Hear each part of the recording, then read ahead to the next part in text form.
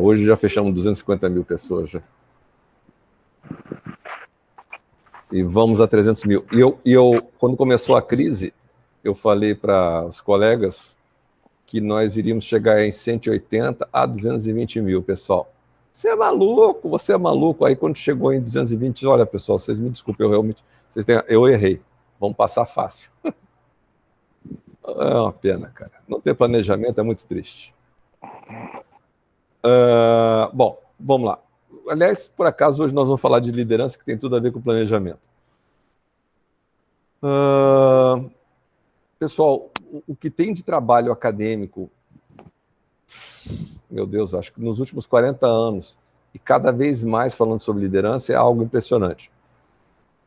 Eu vou falar isso antes de dar aula propriamente dita, para vocês entenderem o que existe nas empresas, e depois eu dou a parte teórica.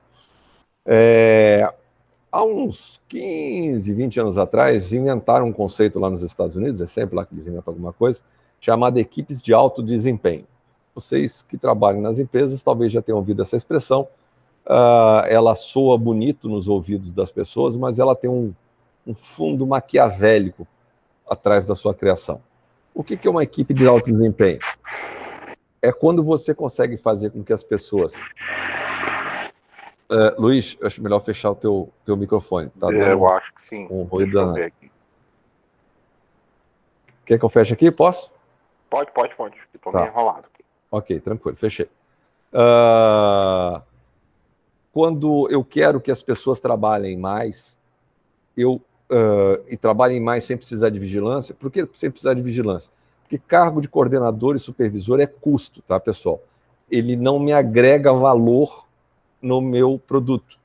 Eu vou ter que cobrar mais caro do meu produto ou serviço para o meu cliente, porque eu tenho um custo chamado coordenador ou supervisor, que é um feitor de escravos. É aquele camarada com chicotinho para fazer as pessoas trabalharem.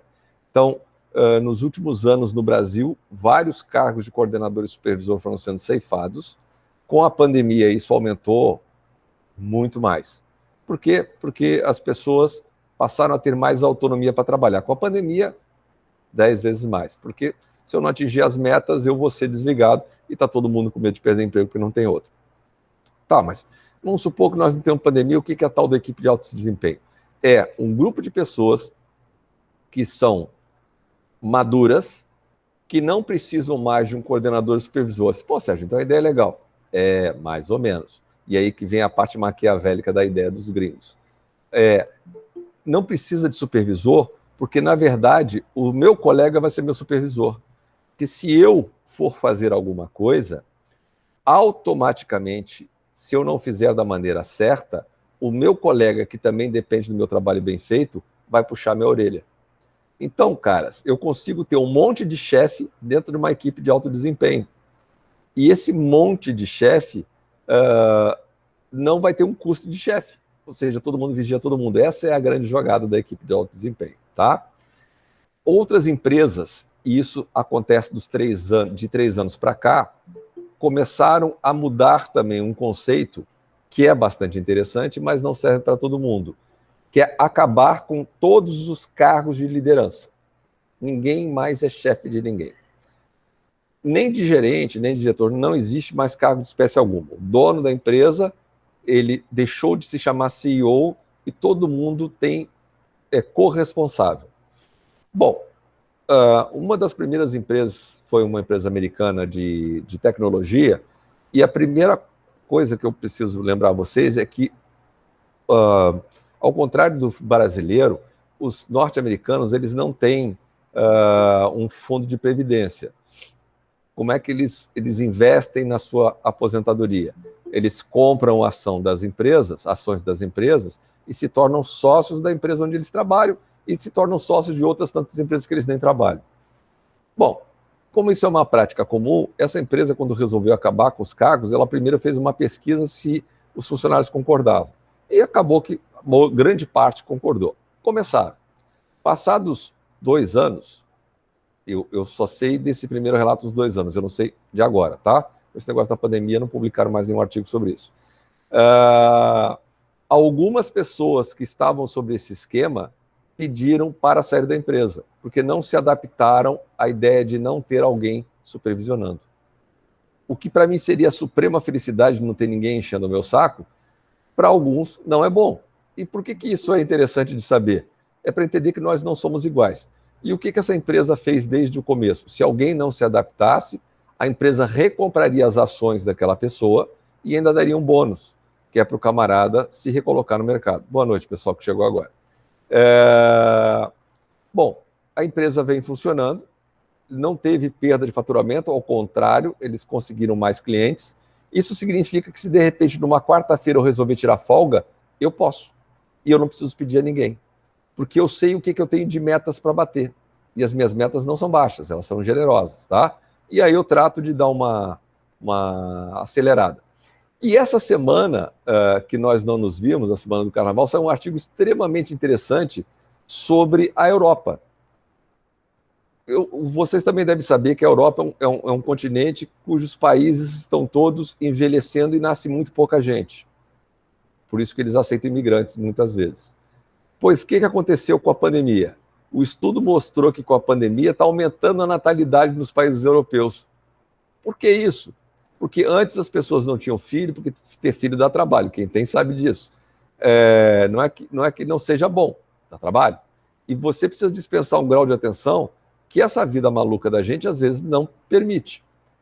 Como eu passei a trabalhar em home office, eu me dei conta que, de repente, no sábado à noite, quando as crianças estão lá já dormindo, eu posso tranquilamente mandar brasa no trabalho e acelerar o trabalho no sábado à noite. Mas, em compensação, eu tenho domingo livre e, às vezes, eu tenho a segunda livre para levar as crianças não sei aonde. Eu consigo fazer com que o meu dia seja dividido de modo a eu poder ter filho e, ao mesmo tempo, crescer na minha carreira. Então, é um lado que ninguém esperava da pandemia, tá? Bom, vamos lá. Então, oficialmente, a ideia de modelo de gestão. Hoje saiu um artigo também interessante sobre... Ô, professor, só uma dúvida. Mas esse modelo de gestão também, se todo mundo é igual, tipo assim, tu não tem uma perspectiva de crescimento, né? Vai ficar sempre igual. Cara, é assim, ó. Antônio, boa jogada, mas é porque nós temos. Deixa eu te dizer de uma maneira que não doa muito. Nós, brasileiros, temos uma legislação trabalhista baseada na Carta del Lavoro de 1927, que é italiana. O Getúlio Vargas, na época da ditadura, ele copiou a Carta del Lavoro em 1943. Então, essa CLT que nós temos hoje é de 1943 e houve uma reforma, que, na minha opinião, ferrou com o empregado, em 17 de novembro de 2017, pelo Temer. Bom, o que diz a nossa legislação, mesmo com o Temer? Que se eu faço coisas iguais, eu ganho salários iguais. Se eu quiser ganhar alguma coisa diferente, eu tenho que ter uma carreira, e aí eu vou sair de nível júnior para nível sênior e para nível master, tá? Cada vez que eu migro eu ganho mais uns caraminguás de salário. Bom, o que se descobriu com isso? Que isso era uma forma canalha de eu pagar mais para os homens do que para as mulheres. Porque as mulheres entram como júnior e não conseguem ascender para sênior. Então, ainda que algumas empresas estejam conseguindo colocar mais mulheres nas organizações, boa parte delas, inclusive as multinacionais, não tem mulheres em cargos de liderança. São muito poucas em cargos de liderança. Então, quando eu faço esses níveis de hierarquia de carreira, eu ferro. Tá. E aí, como é que é lá fora? Lá fora, você não tem salário igual. Se você produz mais, você ganha mais. Se eu sou melhor do que o meu colega do lado, porque eu me preparei mais ou porque eu continuo me desenvolvendo, eu vou ganhar mais, ainda que o meu cargo tenha exatamente o mesmo nome do cargo dele. Isso é um. 2, à medida que eu me destaco, eu não sou um funcionário A, B que pula para A. Eu passo a ser considerado sócio da empresa. E aí eu passo a ganhar um percentual dos lucros, o que também é uma forma de ascender na empresa, tá? De crescer na empresa. Então, essa ideia nossa aqui brasileira de que eu tenho que mudar de um para outro, para outro, para outro, para outro, é típica de país subdesenvolvido que usa isso como forma de forçar as pessoas a trabalharem mais. Qual é o melhor modelo? Nenhum dos dois. Por que eu posso falar tranquilamente que nenhum dos dois? Porque aqui, na pior das hipóteses, por mais que você se esforce e tal, que você cresça alguma coisinha, você sabe que você pode tirar 30 dias de férias. Lá não. Lá você ganha se trabalha. Se você trabalhou 30 dias, você ganha 30 dias. Se você trabalhou 15 dias, você ganha 15 dias. Então, quantos dias os americanos tiram de férias? Em geral, 15 dias. Por dois motivos. Primeiro, porque os outros 15 dias eles não vão ganhar nada. E segundo, porque se a empresa sentir que ele não faz muita falta, porque ficou fora um mês, ele não vai ter mais emprego na volta. Entenderam? Então, são esquemas diferentes. Não tem mundo ideal. Tá?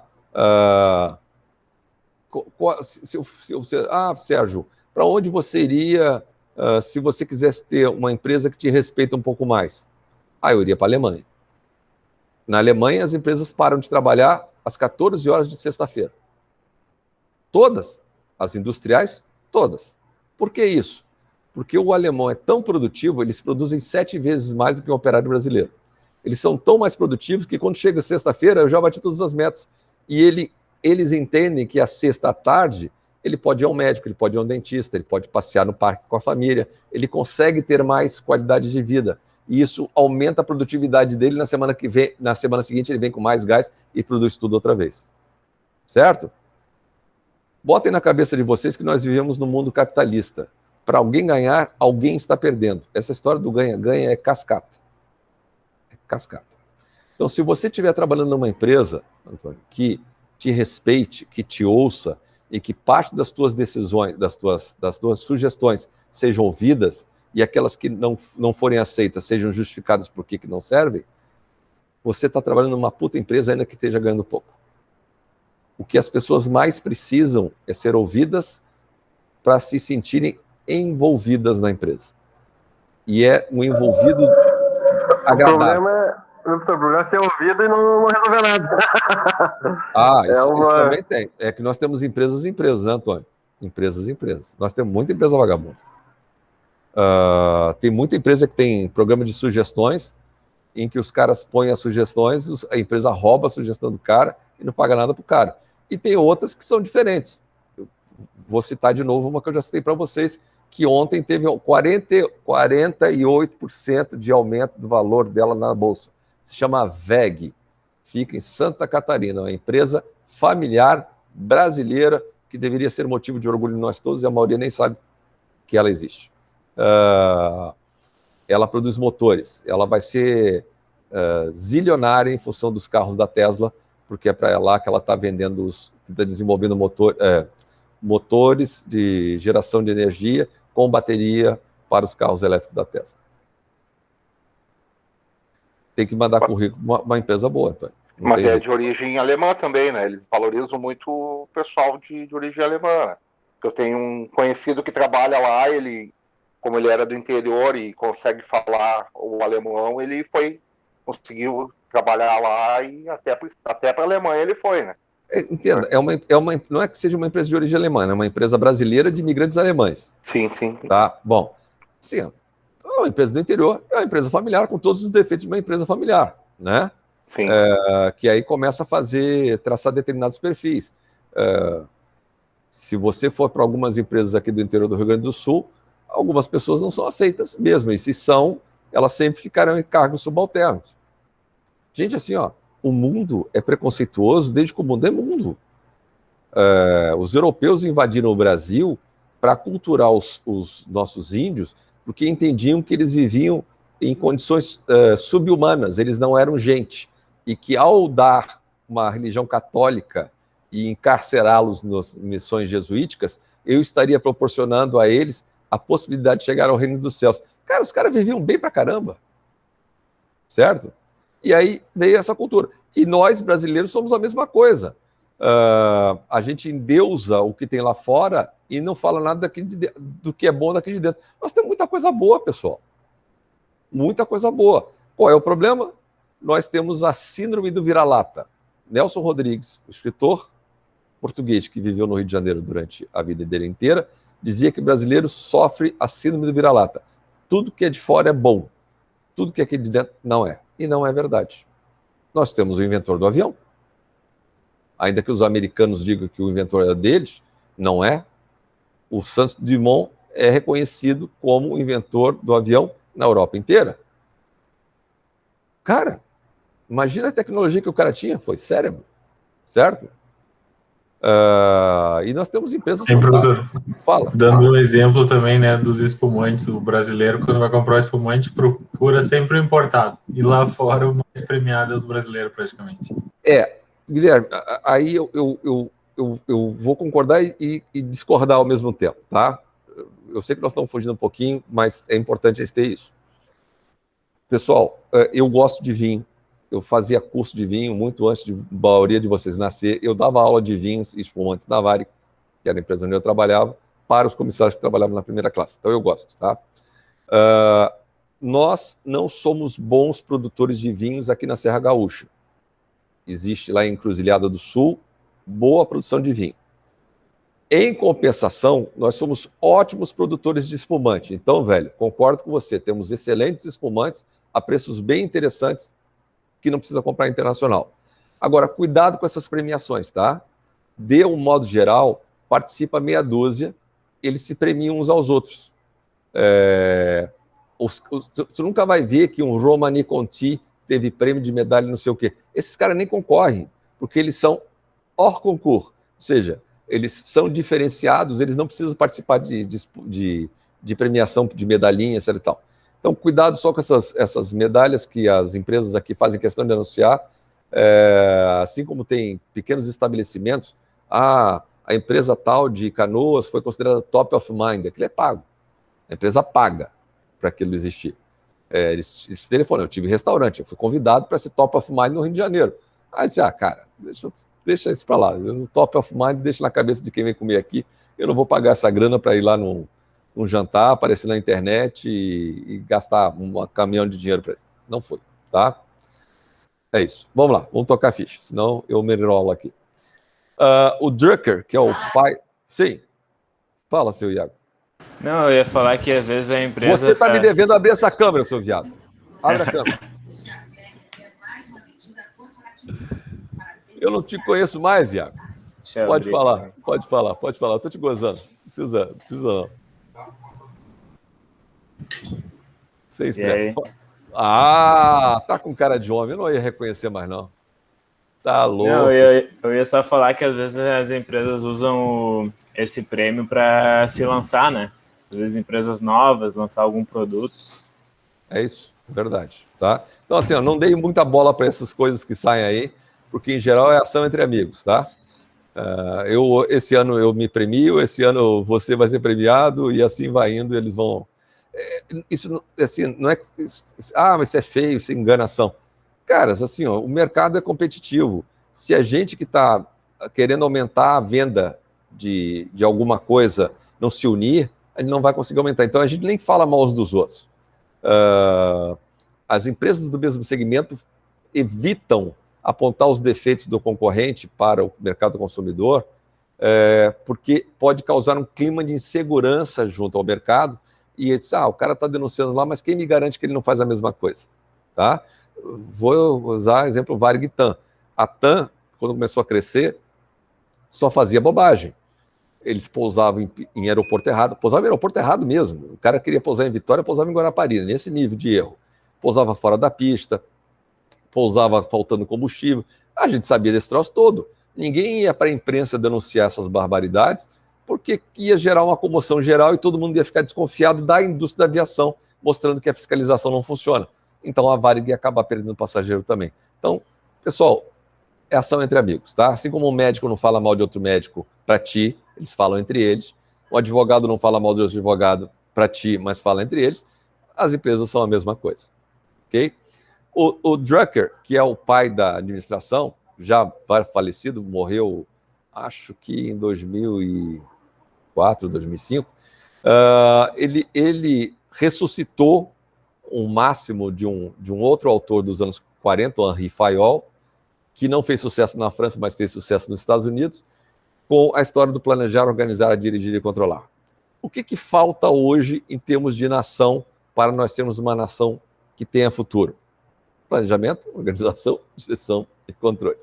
Se nós hoje estamos atrasados na vacina, e se a vacina não está dando certo, nós já temos 250 mil mortos, é porque falta tudo isso aqui, tá? Em todas essas funções, são as funções do administrador ou do gestor, não precisa ser administrador formado, tem uma coisa em comum, é tomada de decisão. Então, a principal função de um gestor, seja ele médico, engenheiro, assistente social, tecnólogo logística, tecnólogo na automação, o que for, é tomada de decisão. E a principal obrigação é dar lucro. Toda vez que eu falo isso, geralmente as mentes católicas olham para mim com aquele olhar inquisidor, dizem, você deve ser um cara perigoso, deve ser protestante. Não, pessoal, se eu estou dirigindo a entidade da Madre Teresa de Calcutá, a nossa obrigação, e o Iago já ouviu isso de mim lá, quando ele teve aula comigo, em anos, priscas eras, em anos passados, é dar lucro. O que eu vou fazer com esse lucro é que vai determinar o tipo de empresa que eu sou. Se eu vou dividir entre os acionistas, é uma empresa que visa lucro e cujo lucro eu vou distribuir. Se eu sou uma empresa assistencialista, aquela que presta assistência aonde o poder público não entra, eu vou reinvestir na empresa para poder atender mais gente do que eu já atendia e melhorar o atendimento daqueles que eu já atendi. Então, pessoal, eu tenho que dar lucro. Esse negócio de dizer que a gente vive de doação é cascata. Empresa, qualquer organização que existe tem que dar lucro. Se vira como você vai fazer dar, tá? Outra expressão... Se não dá, cai fora do investidor, né? É isso aí, quebra, você quebra, tá? Um caso assim foi agora na epidemia, a Ouro Prata que eu estava trabalhando, assim, deu um quebra-pau entre os investidores, porque com a quebra dos passageiros, né? A empresa quase chegou a zero, né? Então, não sabia, não. Puxa. Sim. Ela tem a Ouro Prata ela é a Ouro Prata, mas o grupo tem também a Unisul dentro, né? Eles compraram um conjunto com o Planalto. Não Só sabia. que com a crise de passageiros do Covid aí, chegou a quase 10% da capacidade de produção. Tá louco, eu imagino, deve ter sido uma coisa de louco. Elas, empresas de ônibus, tá todo mundo desesperado. Né? As companhias aéreas, gente, é triste. Tá triste. O pessoal da Latam, que era a antiga TAM, o pessoal da Latam teve redução de salários, os tripulantes todos. Tá tudo voando com cara de bunda. Acabei de fazer um voo para o Rio para visitar minha neta e minha filha, e, cara, um astral baixíssimo. Estava na cara que eles não estavam felizes. Bom, essa expressão aqui, eu gostaria que vocês aprendessem, se vocês nunca ouviram, que é visão holística. Visão holística é exatamente igual visão sistêmica. Holística vem do holus, que do latim quer dizer visão do todo. Vocês já devem ter visto aquela figura que era um círculo com um homem dentro, com os braços e pernas abertos. Aquilo é a visão holística, a visão do todo. Você não pode olhar só parte, você tem que olhar o todo. Isso é usado no setor de serviços, essa expressão. No setor industrial, eles usam visão sistêmica, ou seja, tudo que eu fizer tem impacto em algum outro lugar. Então, se a gente tiver visão sistêmica, eu evito de tomar uma determinada decisão sob pena, se eu não conversar com os outros setores, de eu prejudicar os outros setores. Um exemplo que eu sempre dou, que é bem simples, é um diretor decidiu que tinha que aumentar o faturamento.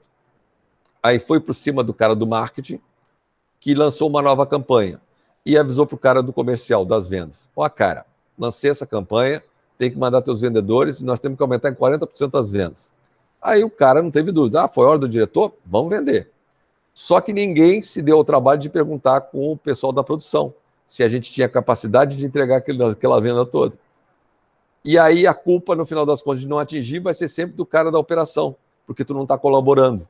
Isso é uma sacanagem, porque de repente a matéria-prima que eu tenho leva 90 dias para chegar, eu já estou com o meu pessoal utilizado no máximo, eu vou ter um custo de hora extra tão grande que não vai compensar aquela venda extra, e aí por diante. Então eu tenho que conversar com as partes todas para não dar sacanagem nessa história, tá? Eu não sei se vocês já estudaram isso, já se deram conta disso, mas a gente aumentar faturamento não quer dizer aumentar lucro, tá? Aumento de receita não é necessariamente aumento de lucro. Por quê? Porque se eu vendo muito mais, mas se eu gasto muito mais desproporcionalmente, aquilo que eu estou vendendo a mais vai consumir os meus lucros, que eu teria daquela parte, e ainda vai consumir um outro lucro que eu tinha antes de vender aquele muito mais. Tá? Isso se chama curva de Laffer, Isso é mais economia, mas para vocês saberem que, cuidado, não saiam vendendo a feita louca a torto e direito, senão vocês quebram, tá? Algumas habilidades importantes para quem é líder. E eu diria que Papai do Céu já pensou nisso antes da gente pensar nisso. Papai do Céu nos deu 2 orelhinhas e uma boquinha que é para a gente mais ouvir do que falar, né? As pessoas têm muito a dizer, todos vocês têm muito a dizer. Caras, hoje eu aprendi uma coisa do WhatsApp que vocês vão dar risada, vocês devem mexer nessa porcaria direto, que é enfiar a localização lá no WhatsApp. O cara veio aqui em casa e queria que eu mandasse a localização via WhatsApp. Pá, cara, eu não sei fazer isso. Aí, quando ele chegou aqui em casa, ele me ensinou, ele levou 5 segundos para me explicar, e o cara não tinha 2 dentes na boca, se tinha tanto. Me deu uma lição. Então, tem muito mais gente que sabe das coisas do que a gente, né? A gente pode entender de alguma coisinha, mas as pessoas têm suas vivências e a gente tem que saber ouvir mais. Extremamente importante também, pessoal, se eu quero crescer, por mais que me doa o que eu vou falar agora, a gente também precisa padronizar e normatizar as coisas, ou seja, botar regras em algumas coisas. Por que isso? Vamos supor que vocês tenham lá uma pizzaria, tá? Se o pizzaiolo cada hora faz uma pizza com tanto de recheio diferente para o mesmo sabor de pizza, na hora que eu for fazer o custo daquela pizza, eu vou ter perda em algumas e vou ter excesso de ganho em outra. Então eu tenho que dar uma uniformizada, assim como o pessoal que faz hambúrguer tem que dar uma uniformizada. Eu não posso botar muito mais coração, ou muito mais frango, ou muito mais carne de hambúrguer num sanduíche, sob pena de eu quebrar. Então tem macetes para a gente fazer isso. E quando a empresa é muito grande, mais importante ainda é eu criar normas, porque eu não estou lá todo dia. Eu não consigo estar 24 horas em todos os setores. Para as pessoas poderem tomar algumas decisões, é preciso que elas saibam se guiar por alguma coisa. São os 10 mandamentos. O que eu fazia no hospital? Caras, eu tinha mais ou menos 250, 260 pessoas sob o meu comando, 24 horas por dia, 4 turmas diferentes. Tu tem como dizer tudo para todo mundo? Impossível, até porque eu trabalhava com um ser humano, que é o cliente com necessidades diferentes. E a minha regra foi uma só. Na dúvida, faça o que for melhor para o paciente. Ponto. Se eu vou gastar mais pela decisão do meu funcionário ou menos, a gente vai ver depois. O importante é eu fiz o melhor para aquele indivíduo. Depois a gente vai estudar o que aconteceu e aí vai dizer, olha, aconteceu isso, foi novo, a decisão tomada foi a correta naquele momento, porque era a mais a favor, mas agora com calma, estudando alternativas, se acontecer isso de novo, nós adotamos então. O cara não pode ser punido porque tomou a decisão. Ele tem que ser elogiado, porque ele não me telefonou, não encheu o meu saco e tomou a decisão. Entenderam? E é isso que faz a gente conduzir a equipe de uma forma melhor. Se a gente dá a elas alguma autonomia, se a gente dá um grau de confiança para elas, elas nos surpreendem. Lembre-se, no início do nosso encontro hoje, eu falava sobre uma empresa que alguns funcionários pediram para sair porque precisavam de supervisor. Caras, tem gente que gosta de ser mandado. Tá errado? Não, ela é feliz desse jeito. Não tem problema. Alguns têm perfil assim, outros têm perfil assado. Essas pessoas que gostam de ser mandadas raramente vão conseguir crescer na profissão. As pessoas que toleram ser mandados, eu, por exemplo, tolero, eu não gosto, tá? Não gosto de ser mandado, tem mais chance de ir em frente nas suas profissões. Por quê? Porque essas pessoas, de fato, precisam de liberdade para trabalhar. Todos vocês devem odiar alguém ficar soprando no teu ouvido, faz isso, faz aquilo, faz isso, faz aquilo. A gente não gosta nem que o marido nem a mulher da gente fale, né? Imagina o chefe da gente. Chega, a gente foi mandado a vida inteira, né? E esse tipo de gente que consegue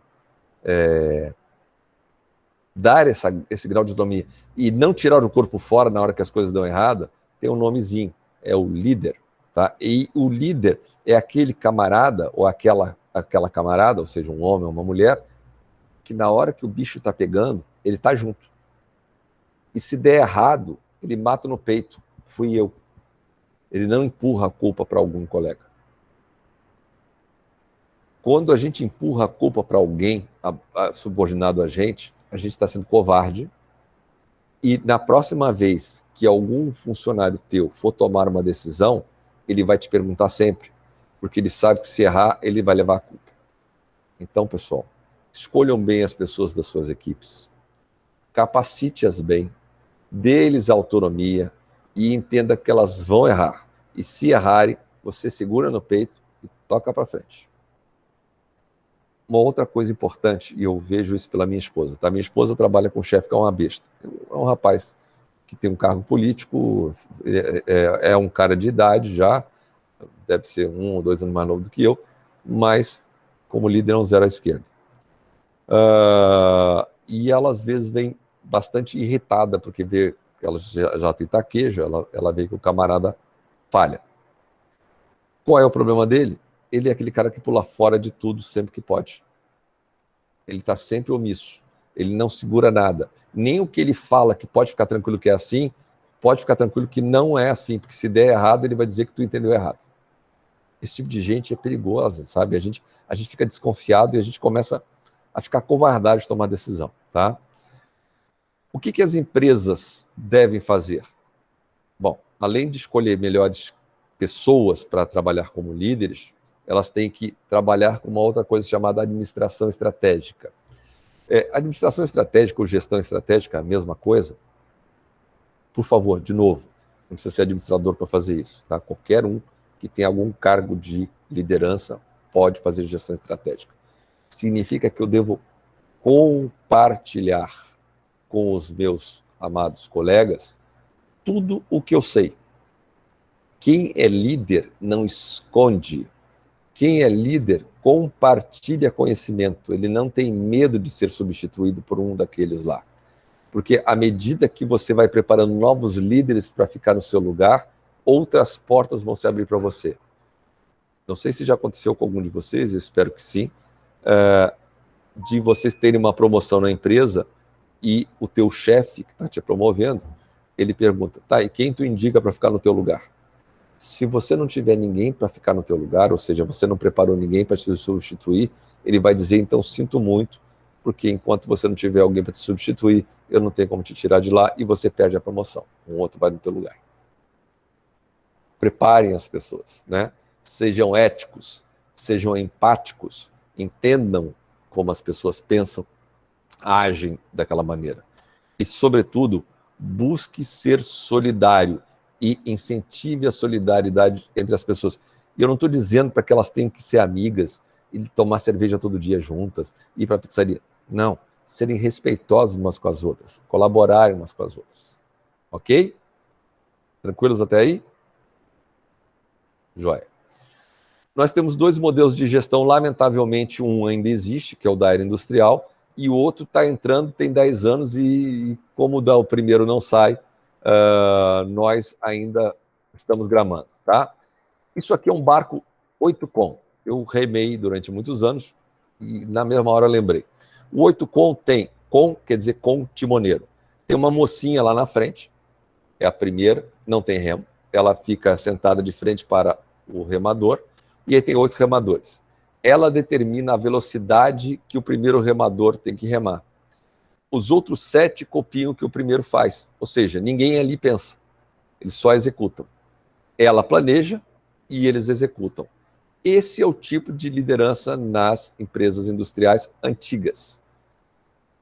Eu não faço parte do planejamento, eu só faço parte da execução. Não me é dado o direito de pensar e não sei se vocês já tiveram o desprazer de ouvir isso, eu já. Você não foi contratado para pensar. É horrível ouvir isso. A primeira vez que eu ouvi, eu fiquei chocado, mas eu ouvi. E existe o outro, que é esse aqui, da era do conhecimento. Para o pessoal que gosta de corredeiras, Nova Prata, Três Coroas, e tal, tem corredeiras. Eu soube até que Sapiranga tem também. Num bote desse, todo mundo tem que dar um pouco de si, não tem líder. Todo mundo tem que fazer a sua parte, senão todo mundo afunda. E isso é gestão do conhecimento. Você tem um conhecimento que eu não tenho, e eu tenho um conhecimento que você não tem. Se a gente compartilhar esse conhecimento um com o outro, a gente vai criar um terceiro conhecimento. À medida que a gente bota em prática esse terceiro conhecimento, a gente vai usando, e se dá conta, poxa, mas tem outra maneira de fazer. Eu não sei quantos de vocês sabem cozinhar ou passam roupa, mas à medida que você vai fazendo aquilo, você vai descobrindo novas maneiras de fazer, né? Se for o mesmo prato, então, você começa ele de um jeito, seguindo a receita, à medida que você faz a segunda, mas eu podia fazer diferente. Aí na terceira, poxa, mas eu podia fazer diferente de novo. Eu já faço bolinho de bacalhau, meu Deus. Eu cozinho desde os 7 anos, mas bolinho de bacalhau mesmo eu faço desde os 12. Eu vou fazer 58, já faz algum tempo, né? Minha receita atual não tem nada a ver com a original. À medida que eu fui fazendo, eu fui desenvolvendo novas técnicas e cada vez ele foi ficando melhor. E certamente não vai ser a última receita nesse momento, porque daqui a pouco um outro dá uma dica, eu faço outra coisa e assim por diante. Alguém gosta de cozinhar? Ou só gostam de comer? Vocês estão com cara que só gostam de comer. Bom, na área industrial, então, os nossos líderes controlam, os nossos chefes controlam. Bom, Ana, maravilha.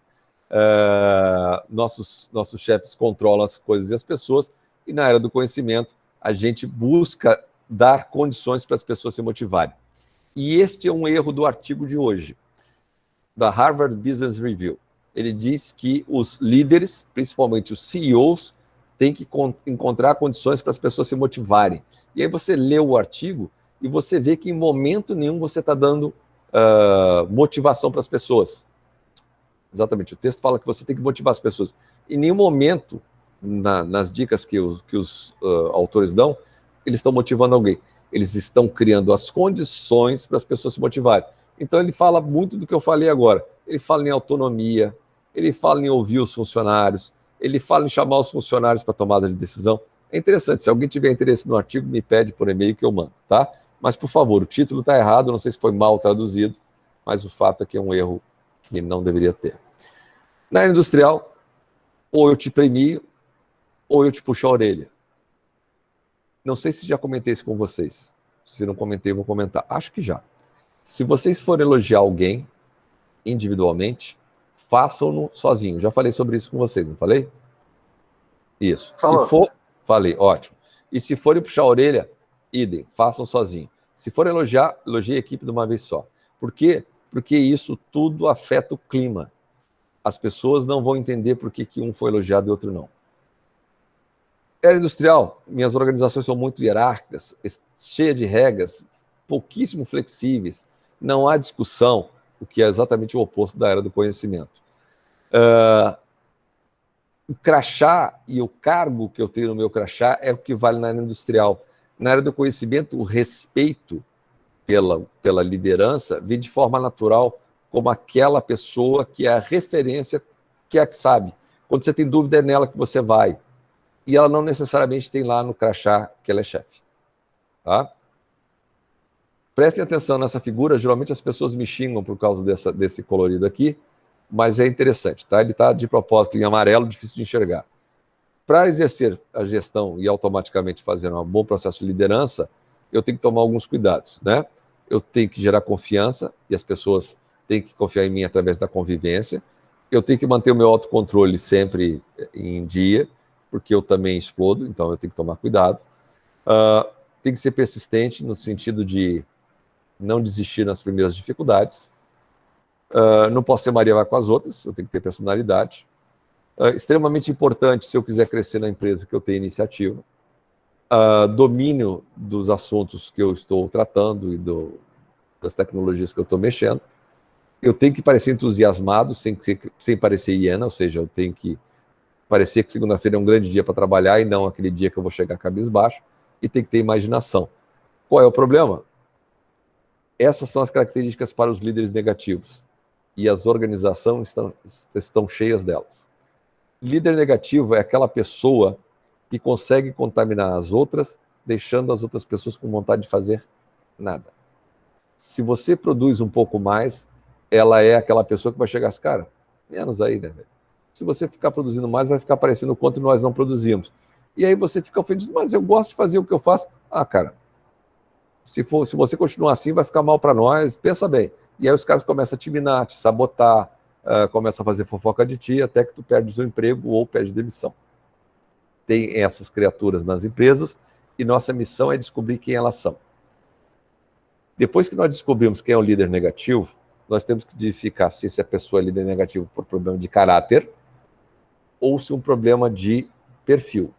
Aquela pessoa faz alguma coisa, uma atividade que a deixa infeliz. Ela foi contratada porque é competente, por algum motivo foi parar no setor ou fazendo uma atividade que ela não gosta, mas ela não se deu conta disso ainda e fica infeliz e quer deixar todo mundo feliz que nem ela, ou ela é problema de caráter.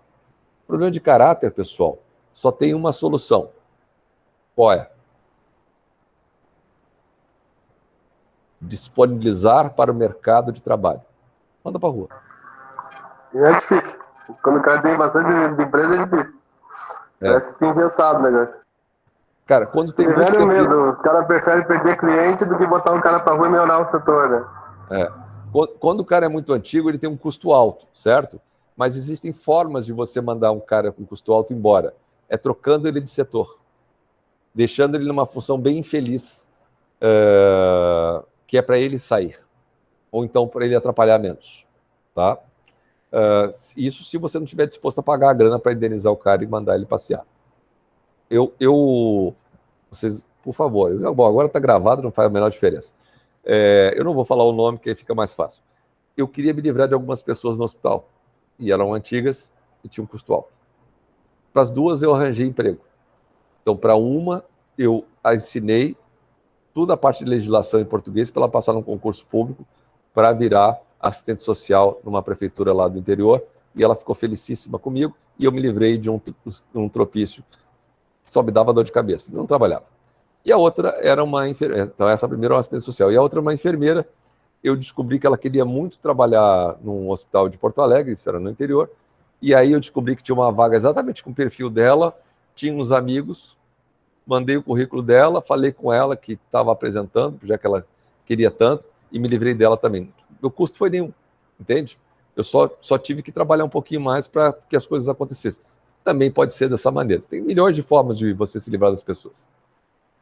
E não ficou com peso na consciência, né? Eu zero, as duas ficaram pegadas. Ajudou, se livrou e ainda foi ajudando e não ficou com peso na consciência. E reduzir meu custo.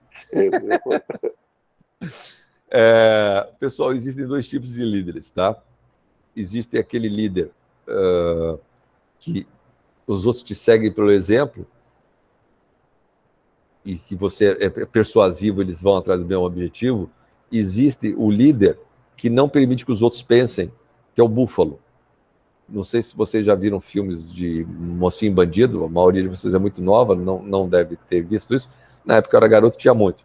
Os americanos iam lá e caçavam búfalo, né?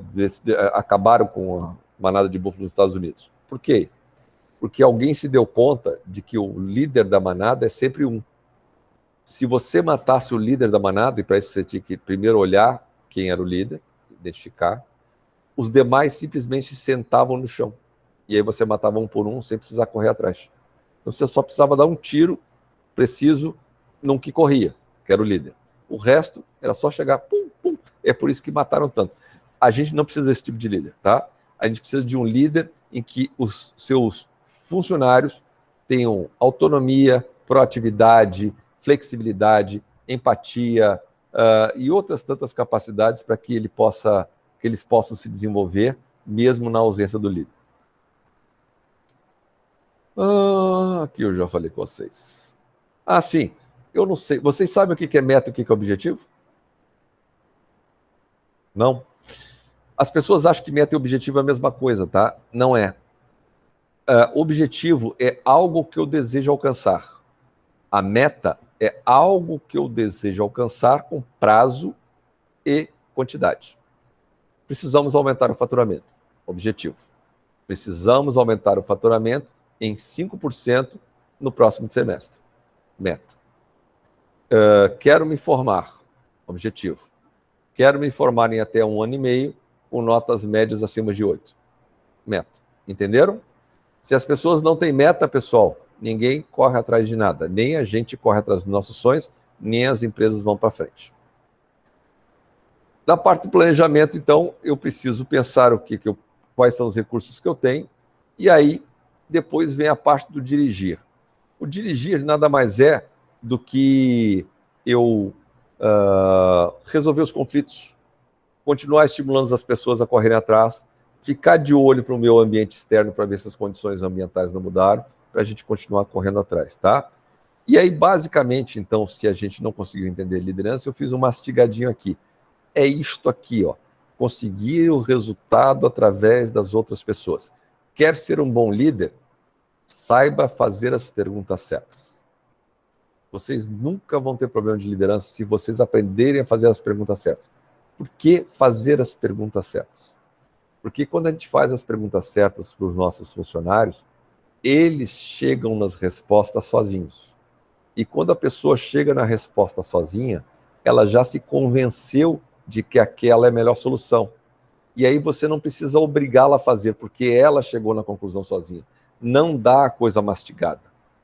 Mostra para pessoas o norte, deixa elas pensarem por que aquilo é importante. Depois, a coisa fica fácil.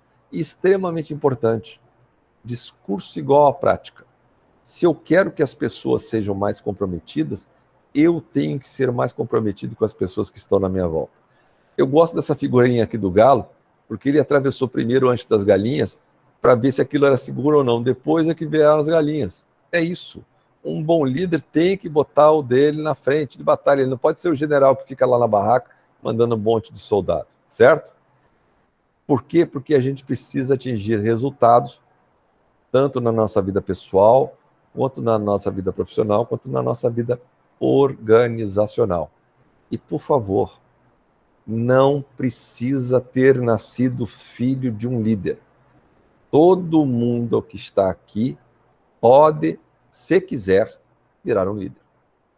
Porque se quiser, e tem gente que não quer. Ah, mas, gente, assim, muita leitura, muita observação das pessoas à minha volta, eu diria que isso até é mais importante que leitura. Eu tenho que ver o que eu não gosto. Por favor. O senhor não acredita que a liderança é uma aptidão da pessoa? Que ela já... Não é isso. Veja, existem pessoas... Boa tua pergunta, Iago. Existem pessoas que já nascem líderes. O que não quer dizer que as pessoas que não nasceram para ser líderes não possam virar. Entenderam? Essa é a grande diferença. Ah, mas o cara já nasceu pronto. Cara, todo mundo, desde que queira, pode se aprontar. Eu vou dar um exemplo trágico. Tivemos um acidente de avião na Varig em Serra Pelada. O rapaz que era líder, que era o chefe da equipe, já era um líder experiente, já tinha alguns anos como chefe de equipe. Na hora que eles foram comunicados que iam pousar em emergência, ele congelou.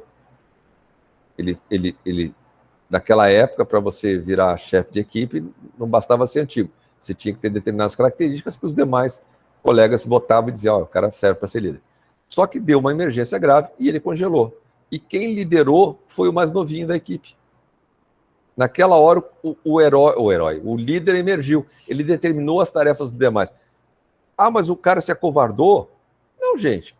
É muito fácil criticar os outros quando a gente está do lado de fora. Mas quando a gente morre, tem medo de morrer, a gente muda. Ah, mas o cara não fez treinamento nesse tempo? Milhões de vezes, mas uma coisa é o treinamento, outra coisa é a vida real. Certo? É por isso... É a tomada de decisão. É isso aí. É por isso que eu sempre digo, vocês querem engordar o currículo de vocês, aceitem ganhar mal e vão trabalhar em hospital. Porque o hospital paga mal. Aceitem ganhar mal e vão trabalhar no hospital. Porque hospital é tomada de decisão sobre estresse permanente. É pressão o tempo todo. O tempo todo. Agora, então, deve estar sucursal do inferno com a Covid. Bom, se você consegue, durante 2 anos, viver num ambiente hospitalar, você está preparado para qualquer tipo de pressão. E mesmo aquele que não nasceu com aptidão, Iago, consegue se preparar no hospital desde que quer. Vocês acham que todo mundo que dá aula para vocês nasceu para ser professor? Com certeza não. Tem professores que são professores bons, tem professores que são professores péssimos, né? E tem bastante graduação. E aí qualquer um de nós pode se preparar e virar, certo? Alguns nasceram para ser professores. Eu tive alguns professores que nasceram para ser professores. Eu me espelho em 2, tá? Se eu for 50% de que esses 2 foram na minha vida, eu estou feliz da vida. 50%. Os caras eram magníficos. Eles nasceram prontos. Eu sou professor há muito pouco tempo. Comparado com alguns dos meus colegas, foi ontem. Eu comecei a virar professor em 2012. 8 anos agora. Eu não sou nada. Eu vou me considerar um professor com 20 anos de carreira. Aí eu vou me considerar um professor. Tem uma preparação. Ah, mas o cara fez mestrado e doutorado. Cara, ninguém aprende a ser professor com mestrado e doutorado. Essa é a má notícia que eu tenho para dar se alguém quiser virar professor. A gente aprende na sala de aula. Tá? Vamos lá. Mais 9 minutinhos eu consigo dar um pouquinho mais da matéria. Nós temos 3 tipos de liderança e eu diria para vocês que existe uma quarta que é a união dessas 3. Não vou contá-la agora. Nós temos a autoritária, a democrática e a laissez-faire. A laissez-faire, ou liberal, é o Zeca Pagodinho. Deixa a vida me levar. Na liberal, o líder tem vantagens e desvantagens, como tudo nessa vida. Ele te deixa trabalhar, não interfere na tua vida, mas se alguma coisa der errada, ele tira o corpo dele fora. Ele é aquele que bota o paletó, vai para o shopping e, pô, cara, como é que vocês fizeram uma dessa? Confiei em vocês. Mas ele não se preocupou em comunicar as coisas, nem nada, e queria que você se virasse. Tá, isso é bom e é ruim. Por que é bom e é ruim? Porque eu, por exemplo, não gosto de trabalhar com alguém enchendo meu saco. Detesto. Segundo, eu gosto de ter autonomia para criar. Então, para áreas do marketing, para áreas de publicidade e propaganda, para áreas de programação, desenvolvimento de software, o líder liberal é tudo de bom, porque eu vou trabalhar 3 dias seguidos de 10 horas da noite até as 3 horas da manhã, mas no terceiro dia eu vou estar com tudo pronto e não tem alguém pentelhando a minha vida dizendo que eu tinha que trabalhar de 8 às 5. Eu, por exemplo, eu rendo muito de 3h30 da manhã até as 10 horas da manhã. É o meu fluxo alto. Quando chega de tarde, eu sou quase uma ameba. Uma banana com 2 pernas andando para lá e para cá. Não consigo mais raciocinar. A essa hora, nem preciso dizer que eu não estou rendendo nada. Mas é o horário que me deram. Bom, então o liberal tem um bom e tem um ruim. O democrático. O democrático é aquele camarada, gente boa, que chama todo mundo para conversar, pega ideia de todo mundo. Ó, legal, vamos pensar nisso. O que vocês acham da ideia do... Tem tempo, né? É legal? É legal ter tempo para conversar. Qual é o problema disso? Tenho certeza que todo mundo aqui já vivenciou isso. Tem algumas tomadas de decisão que não dá para votar. Você tem que tomar a decisão na hora. Ponto. Porque senão a empresa vai quebrar. Ou eu vou matar alguém. Então o democrático também não serve para tudo. Parece meu chefe. E o autoritário? O autoritário é aquele que tem um cordão de puxa-sacos em volta. Vocês sabem que o saco do chefe é o corrimão para o sucesso, né? Então tem sempre um círculo de funcionários em volta. Vão dizendo amém para toda e qualquer ideia, vão rir sempre das piadas do cara, e ele determina o que vai ser feito. Isso é um saco. Mas, caras, tem momentos da empresa que eu preciso de um sujeito autoritário. Se a empresa está começando, eu preciso de alguém que tome decisão porque a empresa está começando. Se a empresa está em crise, eu preciso que alguém tome decisão porque a empresa está em crise. Se o navio estiver afundando, eu preciso de um capitão que diga o que cada um tem que fazer. Pô, Sérgio, então você está dizendo que a autoritária tem coisas boas e ruins, a democrática tem coisas boas e ruins, e a liberal tem coisas boas e ruins. Porra, cadê então? A melhor liderança que tem é a junção dessas 3 e ela se chama liderança situacional. Ou seja, de acordo com a situação, eu vou tomar uma dessas posturas. Eu tenho tempo, vou bater o papo com as pessoas e vamos votar. Não tenho tempo, vai doer em alguém, eu vou ter que ser autoritário. Então, numa fase de criação, eu preciso deixar os meus funcionários pensarem para poder inovar, liberal. Por que eu estou dizendo isso tudo, pessoal? Porque cada um de nós tem chefes, ou teve chefes, ou terá chefes, que são uma dessas 3 coisas. E são muito uma, muito outra, ou muita outra. Isto não é bom. Se aquilo lhes causa sofrimento, pensem, quando vocês virarem gestores, de que aquilo não é a melhor maneira. O ideal é ter um pouquinho de cada uma dessas coisas. Entenderam? Tranquilos? Sim. Eu com isso, adiantei todos esses slides aqui. para quem quiser mais regrinha, mas aqui já está tudo faladinho. Já. Vamos lá. Liderança situacional, que é a última, né? De acordo com a situação, eu vou fazer uma combinação de cada uma dessas aí, tá? Opa, volta. Extremamente importante. O líder, ele trabalha não por exigência, ou você faz ou você perde o emprego. Isso não é líder, isso é chefe, isso é um imbecil, tá cheio deles por aí. O líder é aquele que persuade as pessoas. Como? Além de fazer as perguntas certas, que eu já ensinei a vocês, é explicar por quê e como. Não vão conseguir nada das pessoas se elas não entenderem por que elas têm que fazer aquilo. E com os filhos é a mesma coisa. E aí eu vou aproveitar nesses 4 minutos que nos faltam e eu vou ensinar um outro segredinho para vocês. Principalmente para quem tem filhos, isso serve. Vocês trabalham com seres humanos. Eles vão cometer erros. Se eles vão cometer erros, enalteça as qualidades, não enalteça os defeitos. O que acontece com o filho da gente quando ele vem com, como diz o meu filho, um boletim cheio de amor? Vocês sabem o que é um boletim cheio de amor? É um boletim cheio de notas vermelhas, que é a cor do amor, né? Então, um boletim com algumas notas vermelhas e várias azuis, a primeira reação dos pais é olhar para as vermelhas e dar puteada nos filhos. Não façam mais isso com os filhos de vocês. Enalteçam as notas azuis. Você vai tirar eles do chão. Enalteçam as notas azuis. E olhe para as vermelhas. Olha, uma pessoa que conseguiu tirar essas notas todas nas outras matérias, eu tenho certeza que consegue reverter essa nota vermelha aqui nessa outra. Vão mudar completamente, vocês vão conseguir comprometer os filhos de vocês. E façam as mesmas coisas com as pessoas subordinadas a vocês. Olhem as qualidades das pessoas e enalteçam as qualidades. Não enalteçam os defeitos. Todo mundo tem defeitos, até eu, que a minha mãe dizia que era perfeito, tenho defeitos. Todo mundo tem defeitos. Sabendo que todo mundo tem defeitos, sejam humildes e aceitem os defeitos dos outros. Tá, pessoal?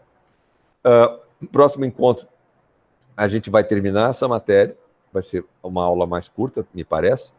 Aí, no dia 10, vou pedir de novo, tentem aparecer todos para a gente poder discutir. Aqueles que não puderem aparecer, alguns já me mandaram, peguem 2 dos artigos que eu vou mandar na semana que vem, ou 2 daqueles que estão lá no Moodle, e me mandem uma resenha. O que é uma resenha? É uma análise crítica sobre aquilo, concordando ou discordando. Não precisa falar o que eu penso, tem que falar o que vocês pensam. E justificar por que concordo ou discordo. Não pode ser como uma aluna minha uma vez falou assim, não, é porque é. Não, é porque é, não é. Por que você acha que... Ela achava que as pessoas tinham que quebrar... Era correto as pessoas quebrarem os comércios, as vidraças naqueles protestos. Mas por que você acha que é? Porque eu acho, ora. Não, porque eu acho, ora, não. Justifica. Se justificar, gente, tá ótimo. É isso, tá bom? Alguma dúvida, alguma coisa mais que eu possa ajudar? Nada? Niente de più? Poxa vida, eu tô mal de cartaz. Uma